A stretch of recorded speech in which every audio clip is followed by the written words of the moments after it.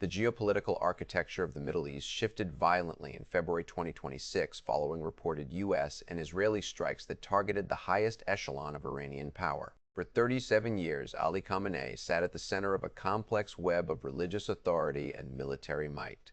But his reported death has instantly triggered a global energy crisis and a dangerous power vacuum in Tehran. With the Strait of Hormuz, the transit point for 20% of the world's oil, now under threat of closure, the stability of the global economy hangs on what happens next inside the Islamic Republic. This is not just the end of a single leader's tenure, it is the potential collapse of a system designed to withstand both internal dissent and external pressure. China, which relies on Iran for 14% of its crude imports, is now navigating a delicate diplomatic balance as the proxy network Khamenei built from Lebanon to Yemen faces an uncertain future without its primary architect. To understand Khamenei's rise is to understand the radical transformation of Shia political thought in the 20th century. Traditionally, high-ranking Shia clerics practiced quietism, avoiding direct political interference while awaiting the hidden imam. This changed with Ayatollah Khamenei in the 1979 revolution, which institutionalized Velayat-e Faqih,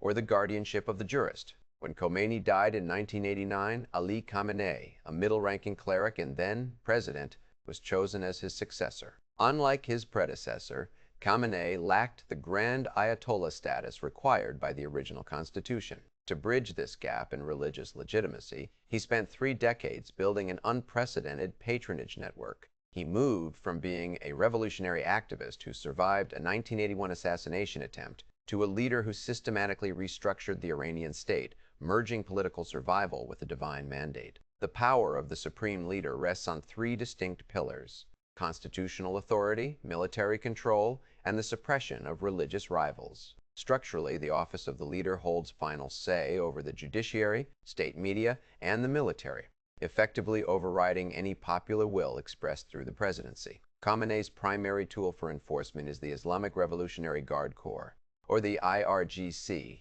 which he transformed into a multi-billion-dollar economic and military conglomerate.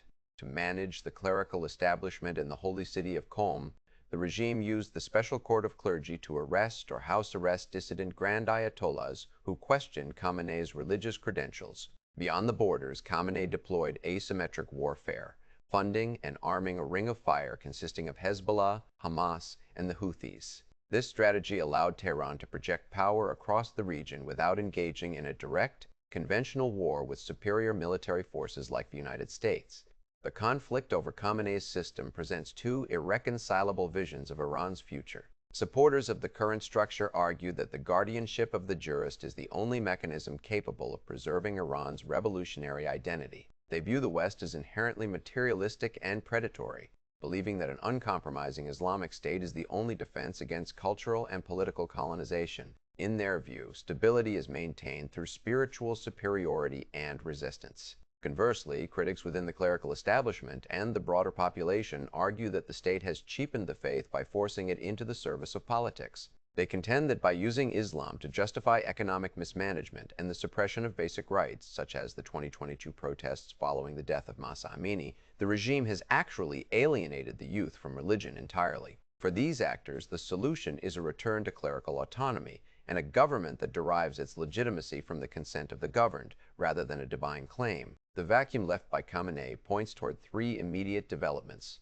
First, a high-stakes succession battle between the traditional hardline clergy and the nouveau riche commanders of the IRGC, who may prefer a more militarized, nationalist state over a purely theocratic one. Second, the global energy market remains in a state of supply shock as China and other buyers seek to diversify away from Iranian crude, potentially pushing oil prices toward $100 per barrel. Finally, the axis of resistance, the proxy network across the Levant, faces its greatest test. Without Khamenei's central coordination and patronage, these groups may either fragment or take more aggressive, independent actions, which could spark a wider regional conflagration. The transition in Tehran is no longer a domestic concern, it is a global stress test for the post-Cold War order.